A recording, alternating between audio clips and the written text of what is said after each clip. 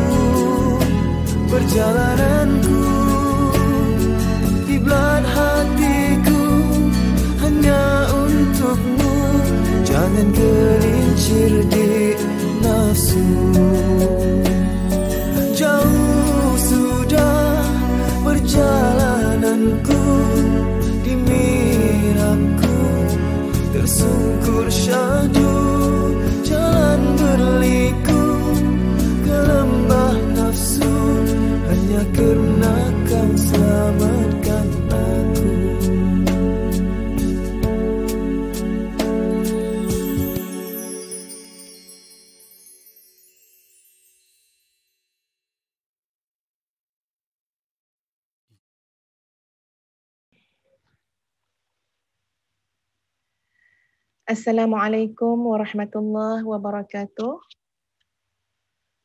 Bismillahirrahmanirrahim. اللهم لك الحمد حتى ترضى ولك الحمد إذا رضيت ولك الحمد بعد الرضا وأصلي وأسلم على نبينا وحبيبنا وشفيعنا وزخرنا محمد صلى الله عليه وسلم وعلى آله وأصحابه أجمعين. اللهم إنا نسألك من الخير كله عاجله وآجله ما علمنا منه وما لم نعلم. Ya Allah, aku mohon segala kebaikan ya Allah, sama ada yang dekat maupun yang jauh, sama ada yang kami tahu ataupun yang kami tidak tahu. Wa na'udzubika minasyarri kullih ajilihi wa ajilih ma 'alimna minhu wa ma lam na'lam. Dan kami berlindung ya Allah daripada segala keburukan, sama ada yang dekat maupun yang jauh, yang kami tahu ataupun yang kami tidak tahu. Allahumma inna nas'aluka ma sa'alaka bihi 'abduka wa nabiyyuka Muhammadun sallallahu alaihi wasallam. Ya Allah, kami mohon ya Allah segala kebaikan yang dipohon oleh Nabi Muhammad sallallahu alaihi wasallam. Wa na'udzubika mimma sta'adza minhu 'abduka wa nabiyyuka Muhammad sallallahu alaihi wasallam. Ya Allah, kami berlindung ya Allah daripada segala keburukan, kemudaratan yang Nabi-Mu memohon perlindungan.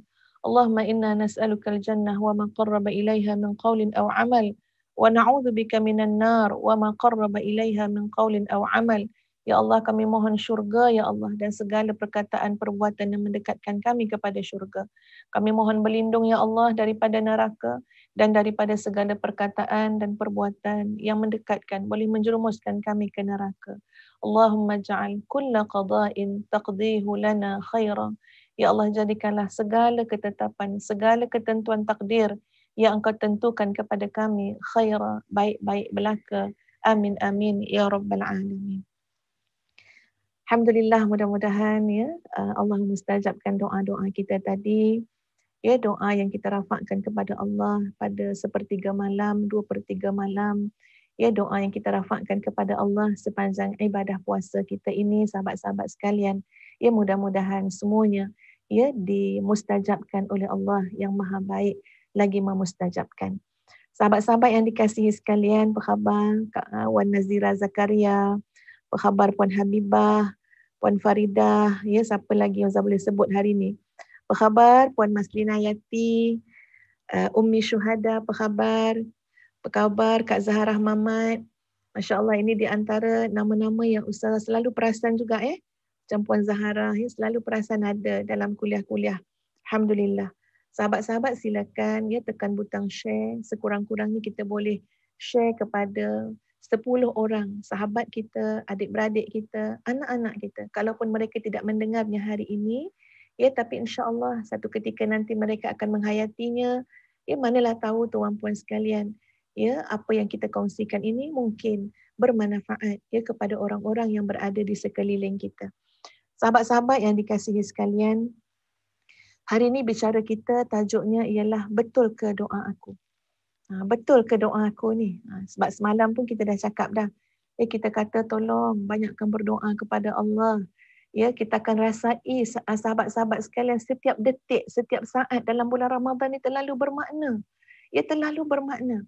Masya Allah, subhanallah, semasa kita puasa ni sahabat-sahabat semua, ni tengah puasa kan ya, ketika ini doa kita adalah doa yang mustajab. Ya, nanti nak buka puasa, datang lagi. Nak buka puasa juga adalah waktu mustajab doa. Malam, Masya Allah, subhanallah, tuan-puan sekalian, malam dalam bulan Ramadan juga adalah waktu yang mustajab doa. Setelah kita melakukan amal soleh, itu juga adalah waktu yang sangat mustajab doa. Antara waktu azan dengan iqamah, ya, di situ juga ada waktu yang mustajab doa. Pada waktu 1/3 malam, 2/3 malam, Masya Allah, di situ juga ada waktu yang mustajab doa. Lalu jangan kita hanya fikirkan, betul ke doa saya ni Ustazah? Ya, sebenarnya tuan-puan sekalian, pertama sekali apa dia? Kalau kita sudah berdoa, maka Alhamdulillah. Yang kita risau tu apa dia? Langsung tak berdoa. Ya, langsung terlupa dan terlalai daripada merafakkan doa kepada Allah Azza wa Jalla. Sahabat-sahabat sekalian, terdetik dalam hati Ustazah pagi tadi. Ya, apa dia? Satu rasa ataupun ya sahabat-sahabat terasa macam mana? Terasa macam ya Allah ya Tuhan, wahai Allah yang Maha Baik, Senangnya berurusan dengan Engkau ya Allah. Senangnya hubungan dengan Engkau ya Allah. Itu terasa ke hati. Ya. Kenapa? Sebab Allah tidak menunggu kita datang dalam keadaan kita sempurna, sahabat-sahabat semua. Ia berbeza dengan makhluk, berbeza dengan manusia. Kalau kita nak jumpa dengan orang, kalau kita nak berbaik dengan orang, kadang-kadang orang menunggu yang datang adalah manusia yang sempurna. Kadang-kadang orang menanti, melihat daripada hujung rambut sampai hujung kaki. Siapa nak datang jumpa aku ni? Siapa yang datang nak buat permohonan dan rayuan ni? Tengok habis segala macam daripada hujung rambut, hujung kepala sampai hujung kaki. Itu manusia. Tapi subhanallah sahabat-sahabat sekalian, Allah tidak menunggu kita sempurna untuk kita datang menyembam di hadapan Allah Azza wa Jalla. Kita datanglah dalam keadaan berdosa. Kita datanglah dalam keadaan lemah. Kita datanglah dalam keadaan jahil, bodoh. Allah menerima hamba-hambanya, sahabat-sahabat sekalian. Sampai terasa, ya Allah, ya Tuhan, wahai yang maha baik, mudahnya berurusan dengan Engkau. Senangnya menyeru Engkau. Senangnya nak dekat dengan Engkau, ya Allah. Kenapa? Kerana Engkau tidak menunggu aku datang dalam keadaan bersih. Kerana Engkau tidak menunggu aku datang dalam keadaan sempurna. Siapa sahaja ya, yang terdetik di hatinya untuk datang kepada Allah, untuk menyeru Allah, ya, untuk memohon kepada Allah, ya silakan. Allah adalah yang maha memustajabkan. Allah adalah yang maha menerima taubat. Allah adalah yang maha mengampuni. Allahu Akbar. Baiknya Allah. Allahumma antal barur rahim. Engkau adalah Tuhan yang maha baik, lagi maha mengasihani. Sahabat-sahabat yang dikasihi sekalian. Tadi Ustaz katakan, ya, Allah bukan nak tunggu kita sempurna, bukan nak tunggu kita baik sangat ke, baru nak datang berdoa. Tapi ada satu syarat tuan-puan sekalian. Ada satu syarat yang besar ketika mana kita nak doa kita mustajab. Kita nak doa kita betul. Kita nak doa kita benar. Dan ingatlah istilah ini. Sebab Ustazah akan sebut istilah dalam bahasa Arab. Ya, ingatlah istilah ini sahabat-sahabat sekalian. Istilahnya adalah tadarru'. Ta-dad-ra-ain. Tadarru'. Apabila kita berdoa kepada Allah Azza wa Jalla, Allah sangat senang dan sangat suka sekali sahabat-sahabat sekalian kalau kita berdoa dalam keadaan wujudnya, hadirnya perasaan tadarru'. Tadarru' tuan-puan sekalian bukan bermakna menanti kita sempurna. Menanti kita jadi alim, menanti kita jadi baik sangat. Tak, tuan-puan. Tadarru' Masya Allah adalah maksudnya, maksud tadarru' itu ialah merendah diri di hadapan Allah Azza wa Jalla. Kalau kita nak tahu doa kita ni betul ke tak betul, ya, bagus ke tak bagus cara saya berdoa ni Ustazah, contohnya lah itu persoalan kita, maka jawapan yang paling penting sahabat-sahabat sekalian ialah untuk memastikan ketika mana kita berdoa kepada Allah Azza wa Jalla, jiwa kita, hati kita, seluruh tubuh badan kita tuan-puan sekalian dalam keadaan tadarru', yang ini merendah diri kepada Allah Azza wa Jalla. Pada definisi yang lain, ulama sebut tadarru' selain daripada merendah diri kepada Allah, tadarru' ialah merintih dan merayu kepada Allah dalam keadaan penuh kekhusyukan. Ya, merayu dan merintih kepada Allah dalam keadaan penuh khusyuk. Bahkan di sana tuan-tuan dan puan-puan sekalian, ya, didefinisikan tadarru' supaya lebih senang lagi kita faham macam mana tadarru' dalam berdoa tu Ustazah.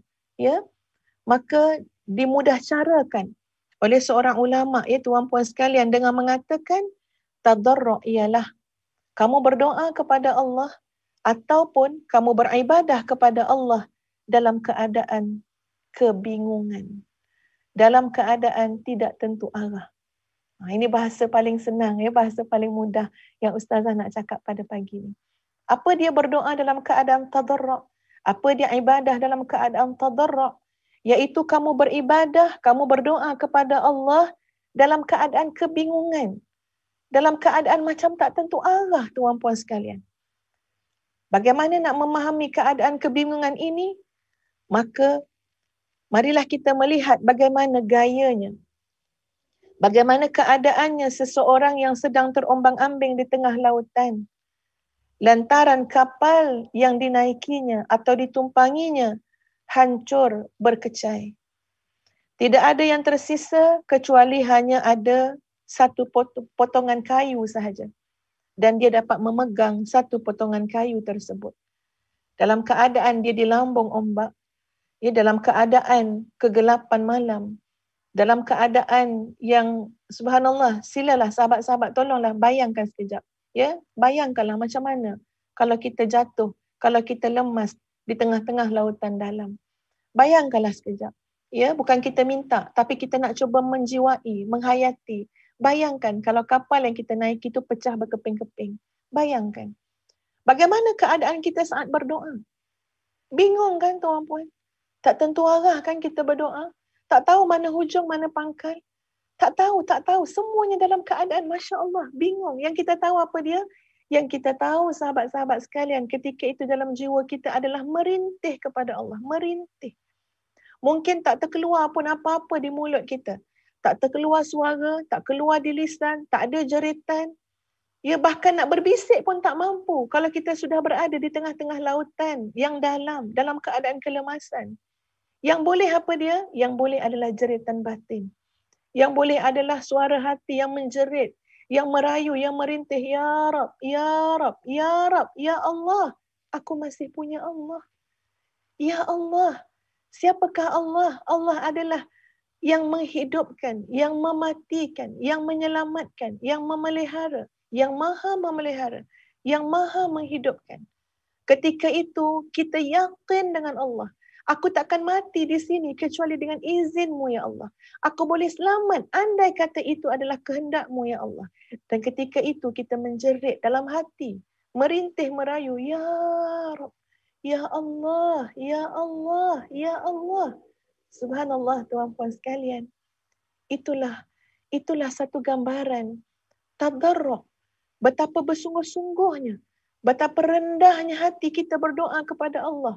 Dalam gambaran yang dibawa datang tadi tuan-puan sekalian, mustahil ketika itu kita terasa yang kita adalah seorang profesor. Mustahil ketika itu kita terasa yang kita adalah seorang menteri. Mustahil ketika itu kita terasa kita adalah seorang jutawan, bilioner yang hebat. Mustahil tuan-puan. Kalau itulah keadaannya, tak terfikir dah. Tak terfikir dah siapa diri kita. Kecuali kita merasakan kita adalah manusia yang paling lemah, yang paling berhajat kepada pertolongan Allah. Kita bukan profesor, kita bukan cerdik pandai, kita bukan orang hebat, kita bukan orang kaya, kita bukan jutawan. Kita hanyalah seorang hamba, faqirun ila rabbih, yang terlalu faqir, terlalu berhajat kepada Tuhannya. Masya Allah, di situlah terletaknya sahabat-sahabat sekalian, ketepatan dalam berdoa. Di situlah letaknya rahsia besar dalam berdoa. Doa ini bukan semata-mata soal yang kita nak kita dapat, sahabat-sahabat. Ya, doa ini bukan semata-mata soal apa saja permintaan kita Allah penuhi. Tapi yang lebih awal daripada itu ialah ketika mana kita berdoa, kita sudah dapat menghayati, menepati ciri-ciri kita sebagai seorang hamba Allah. Kita sebagai seorang hamba Allah sudah dapat benar-benar ya dihayati ketika mana kita berdoa kepada Allah Azza wa Jalla. Tadi sahabat-sahabat ya yang Ustazah bawa datang contoh kebingungan di tengah laut, itu bukan rekaan semata-mata. Tapi ia berpandukan kepada ya sepotong ayat Al-Quran dalam surah Al-An'am ayat 63 hingga 64. Ya, silakan sahabat-sahabat, ya Quran kena selalu ada saja dekat dengan kita. Ya, senang bila Ustazah sebut saja ayat, insya-Allah kita boleh tengok langsung ya ayat yang Ustazah sebutkan tadi. Ayat 63 hingga 64. Mari sama-sama hayati ayat yang Ustazah akan baca ini. A'udzu billahi minasyaitonir rajim.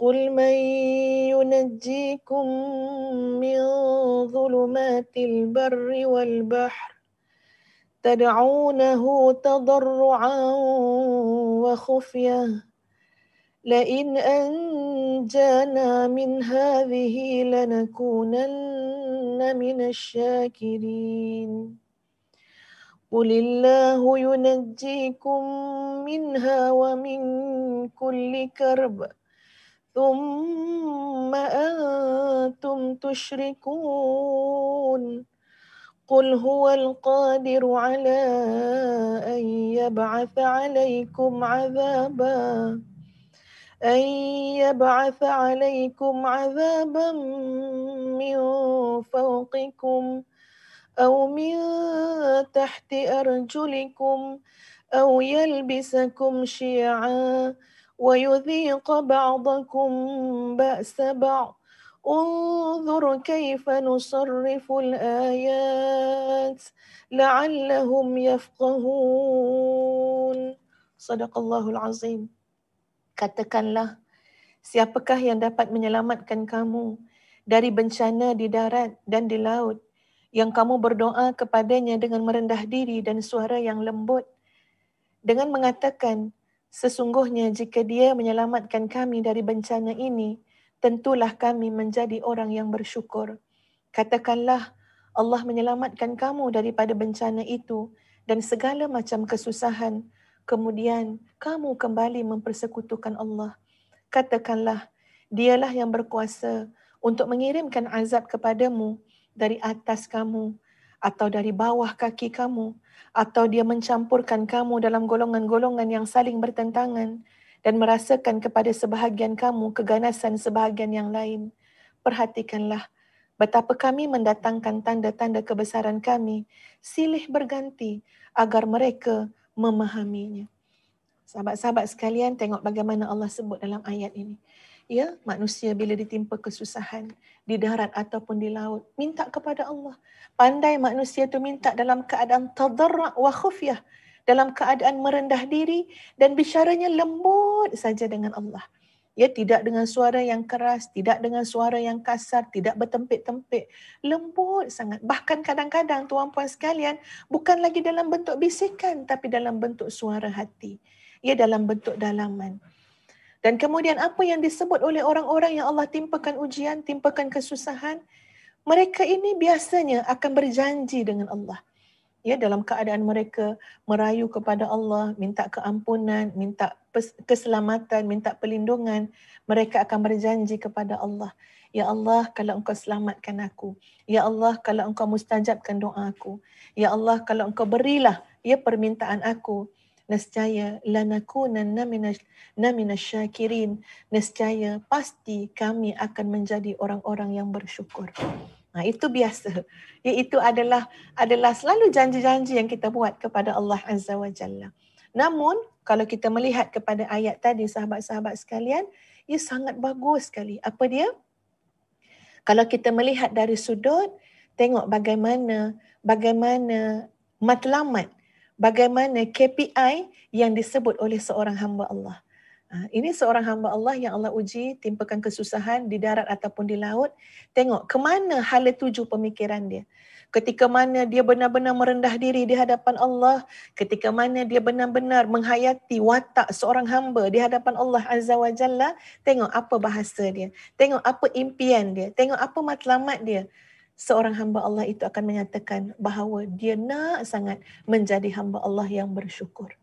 Sebab itu tuan-tuan dan puan-puan sekalian, macam-macam hal, keadaan, suasana hati seorang hamba Allah. Ya, ketika mana diuji oleh Allah Azza wa Jalla. Masya Allah, ya, baiknya adab seorang hamba Allah. Diuji oleh Allah Azza wa Jalla, bahkan dia nak menjadi orang yang bersyukur.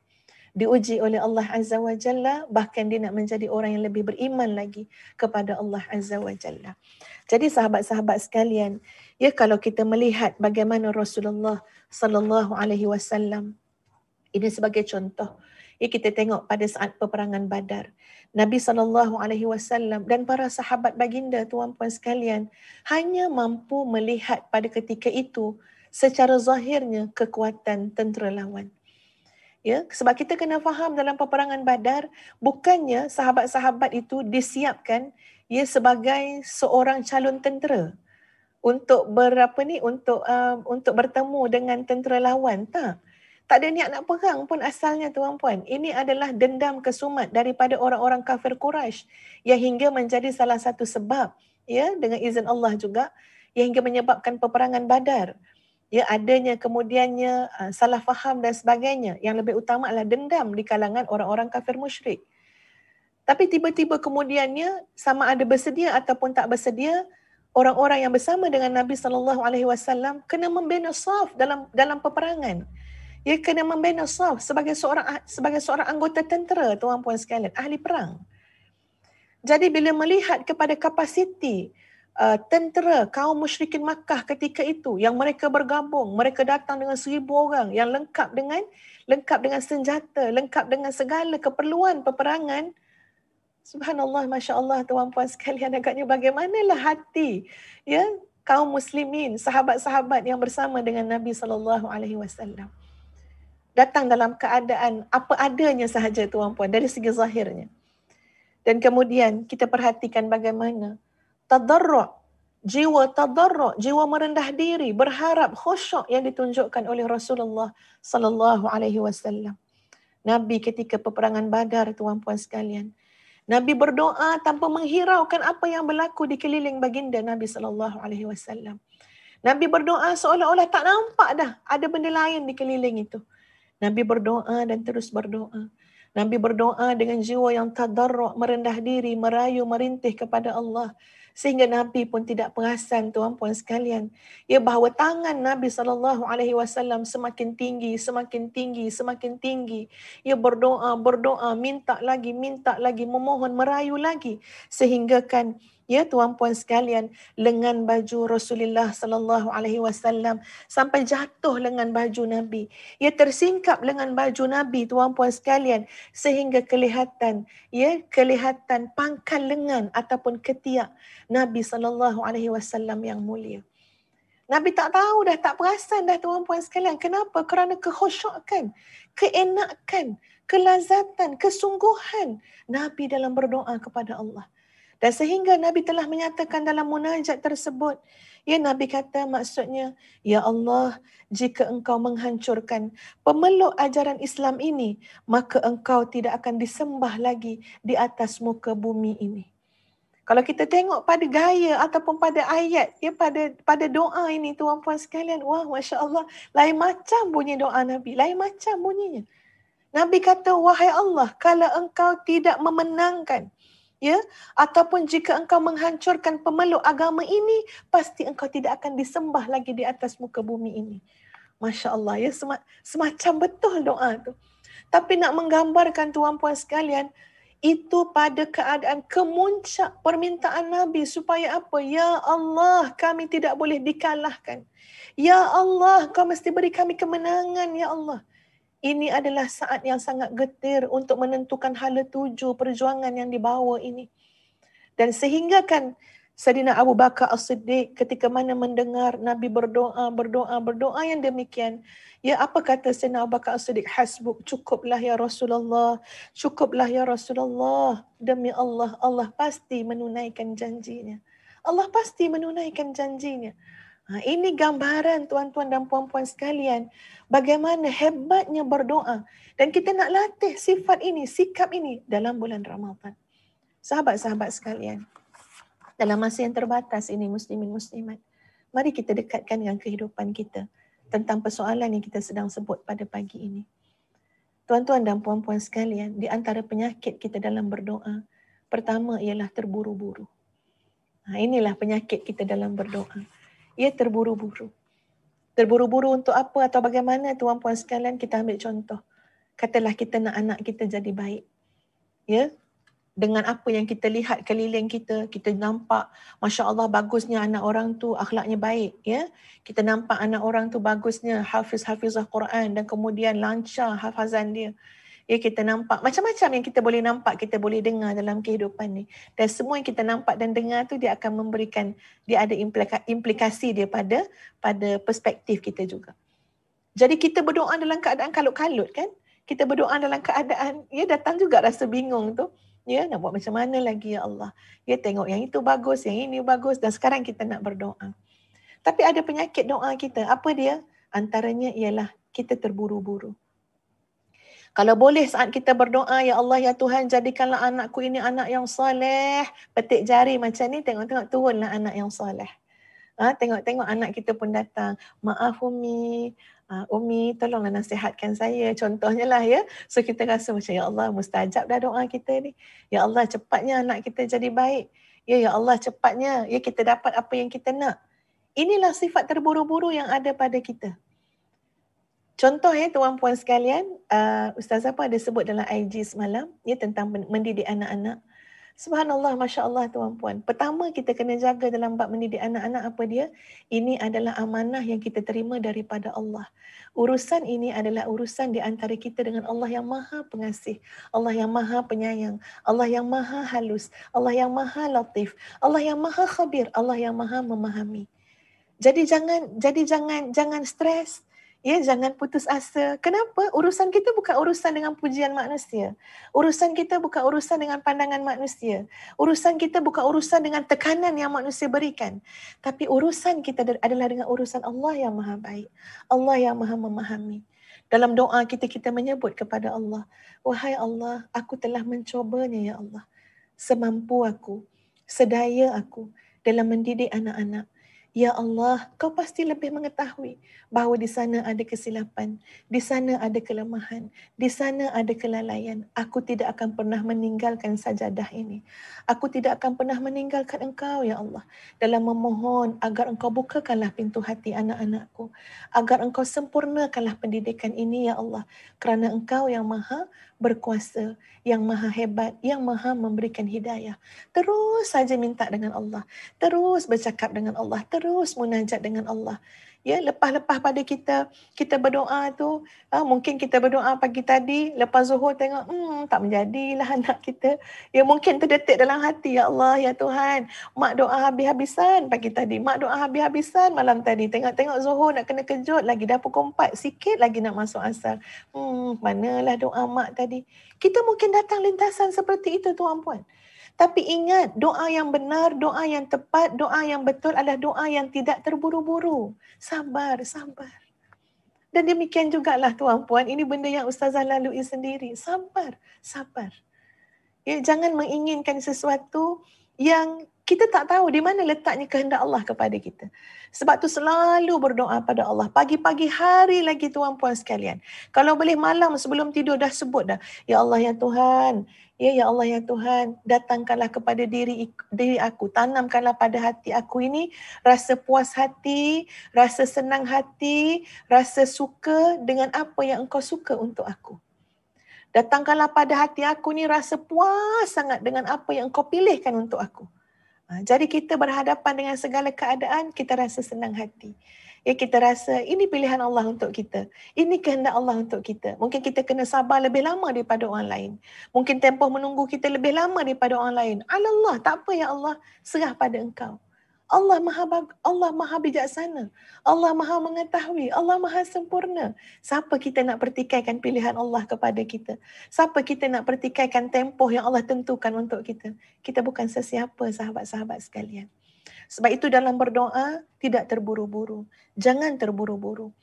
Penyakit kedua dalam berdoa, sahabat-sahabat sekalian, ialah tidak yakin ataupun ragu-ragu. Kita berdoa tapi hati kita penuh dengan keraguan. Sebab itu, sahabat-sahabat sekalian, ilmu kena cari.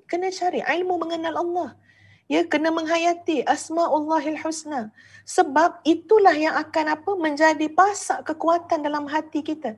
Dan hati ni yang kita nak guna pakai untuk berdoa. Kita tidak berdoa dengan lidah ya tuan-puan. Kita tidak berdoa dengan tangan tuan-puan sekalian. Kita berdoa pakai hati. Hati ni yang nak menghadap Allah. Hati ni yang nak memohon kepada Allah. Lalu hati yang bagaimana yang nak berdoa kepada Allah? Hati yang bagaimana yang nak menghadap Allah? Biarlah hati yang yakin kepada Allah. Biarlah hati yang kenal dengan Allah. Yakin. Sahabat-sahabat sekalian, saya teringat masa arwah kakak Ustazah masih hidup lagi beliau ketika itu dekat hospital, sakitnya semakin memberat. Memang kami adik-beradik, apatah lagi di pihak suami beliau, anak-anak beliau, kaum keluarga, memang sehabis daya nak bantu, nak tolong tuan-puan. Kalau mak kat kampung tu berapa kali telefon Ustazah, bagi tahu Kak Cik jangan fikir pasal duit, mak akan keluarkan apa je yang mak ada. Mak akan buat apa saja yang boleh jual, mak akan buat. Mak nak rawat anak mak ni. Uruskanlah rawatannya, jangan fikir pasal duit. Demikian juga pada suami dan keluarga, anak-anak. Semua orang nak cuba buat yang terbaik. Tapi kehendak Allah, sahabat-sahabat sekalian, penyakitnya makin memburuk. Daripada kanser tu, daripada pankreas, dah pergi kepada hati, dah pergi kepada paru-paru. Tiba-tiba bila kita tengok lagi, ya dah ada spot pula di bahagian otak. Maknanya kanser tu dah sampai kepada otak. Ya, dah mula macam lupa, sakit kepala, ya sakitnya lebih berat. Jadi yang Ustazah teringat ya sahabat-sahabat sekalian, Kak Long selalu tanya macam ni, Dek, Alung ni boleh sembuh ke tak, Dek? Ya itu soalan dia. Ya, Dek, Alung ni boleh sembuh ke tak? Ustazah sebenarnya tak tahu nak jawab macam mana.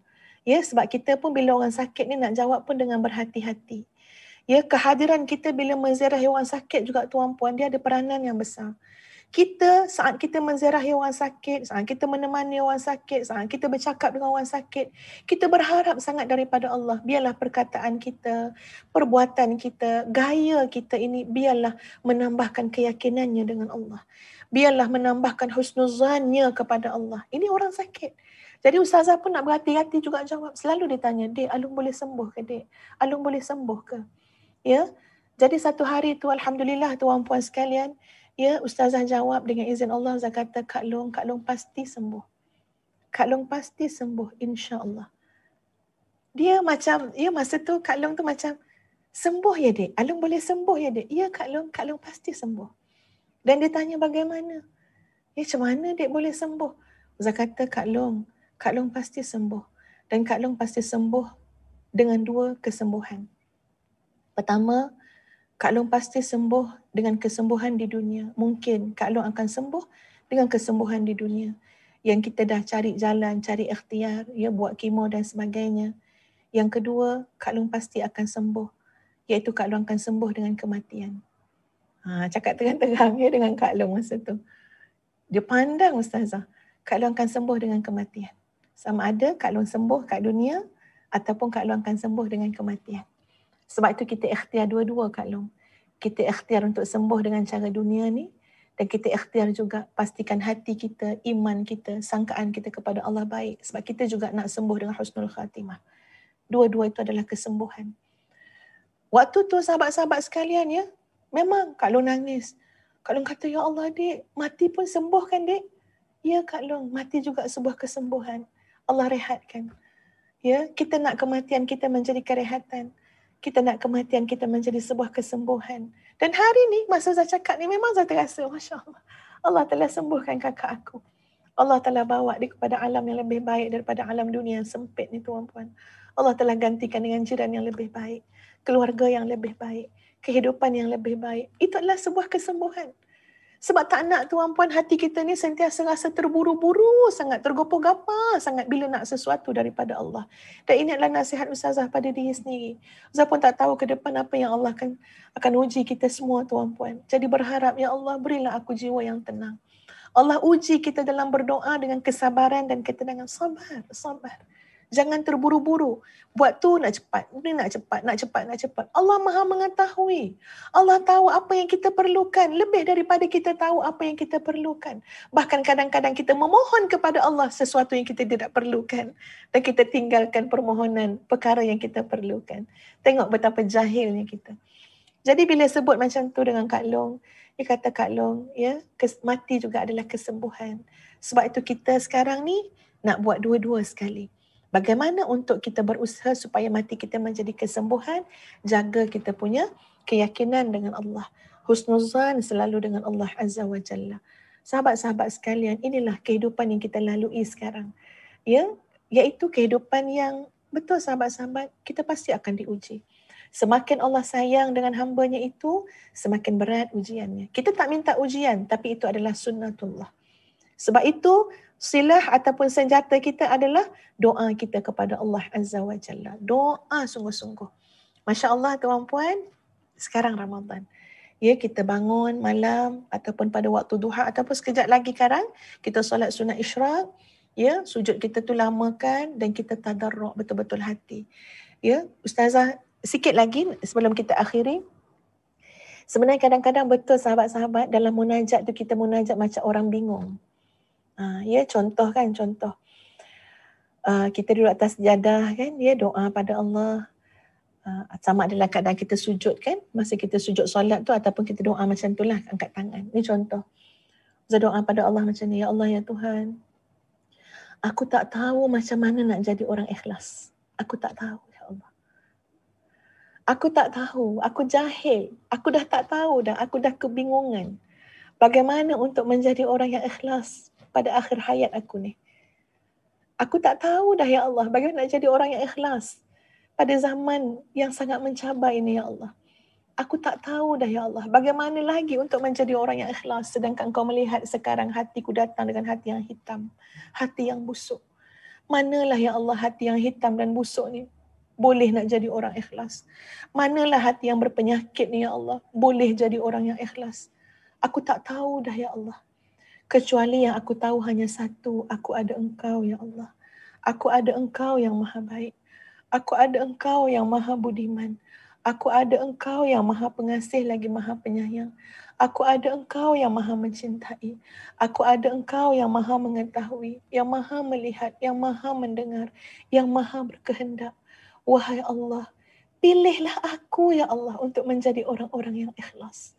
Di tengah-tengah hatiku yang busuk, di tengah-tengah akhlakku yang tak bagus, di tengah-tengah kejahilanku ya Allah, tapi dengan kehendak Engkau, dengan pilihan Engkau, aku yakin ya Allah, aku boleh menjadi dalam golongan orang-orang yang ikhlas.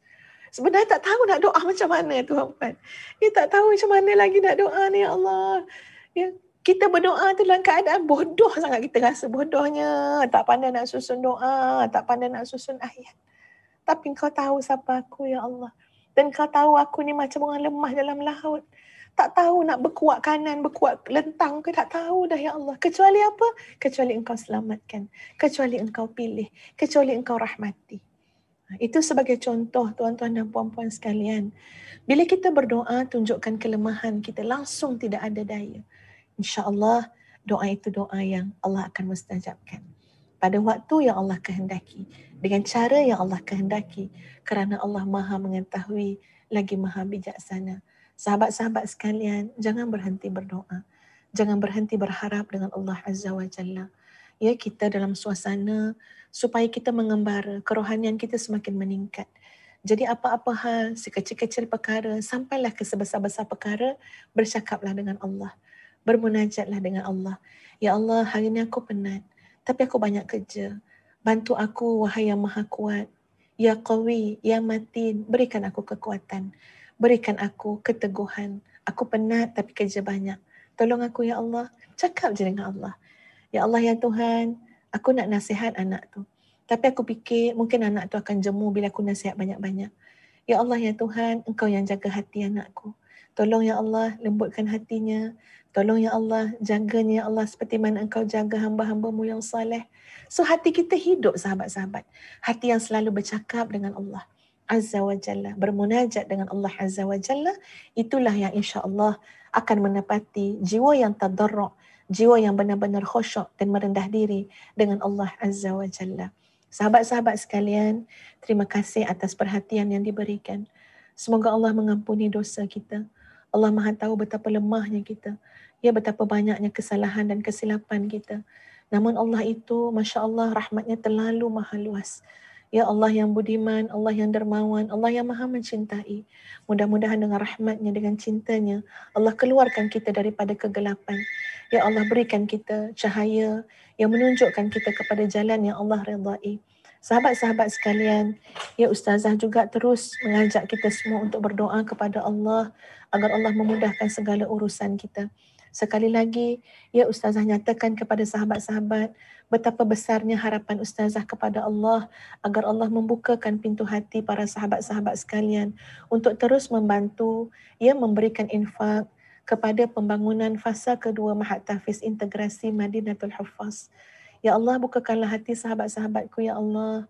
Bukakanlah hati ini, sampaikanlah kepada pendengaran mereka, kepada hati mereka, bahawa di sini ada seorang hamba yang sangat memerlukan, yang sangat berharap agar usahanya didokong dan disokong oleh sekalian orang-orang yang beriman, yang menginginkan pahala jariah yang berkekalan. Jadi sahabat-sahabat sekalian, infak subuh kita pada hari ini, ya silakan untuk Mahat Tahfiz Integrasi Madinatul Huffaz, pembangunan fasa yang kedua. Mudah-mudahan ada ya jariah yang kita tanam. InsyaAllah, Ustazah yakin insyaAllah tahfiz tu akan siap nanti insyaAllah. Ya dengan izin Allah. Dan ketika itu nanti insyaAllah ya semakin makmur insyaAllah. Dan makmur juga pahala tuan-puan yang menanam jariah di sana. Jadi mari sama-sama kita mengambil peluang dan kesempatan ini ya untuk melakukan sebanyak-banyaknya amal soleh. Terima kasih tuan-puan. Jangan lupa share dengan sahabat-sahabat kita di luar sana ya, dan kepada sahabat-sahabat yang belum lagi mendaftar untuk Mi'raj Ramadan pada program Mihrab Coaching 7.0 yang akan berlangsung pada minggu hadapan Sabtu Ahad insya-Allah, maka Ustazah jemput, persilakan jom bersama-sama dengan kami ya, bersama-sama dengan komuniti Madinatul Huffaz dalam usaha untuk memasyarakatkan Madinatul Huffaz kepada ummah insya-Allah. Aqulu qawli hadza astaghfirullahal azim li wa lakum. Assalamualaikum warahmatullahi wabarakatuh. Bertemu lagi kita esok insya-Allah jam 6.45 pagi. Kita tangguhkan dengan suratul As dan tasbih kafarah.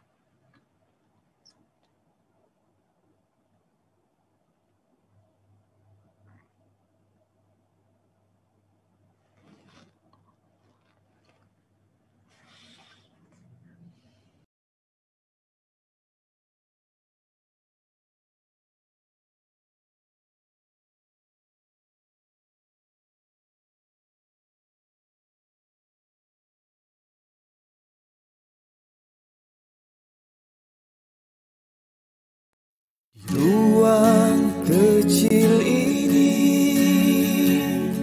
hatiku tenang luar biasa. Di sudut sunyi ini, mihrabku menuju Mi'raj. Di sini ku sedar diriku, ku kenal Tuhan yang satu. Pahitnya dosa, manisnya taubat, semua rasa bersatu. Mihrabku, getatanku, mihrabku, perjalananku, kiblat hatiku hanya untukmu. Jangan gelincir di nafsu.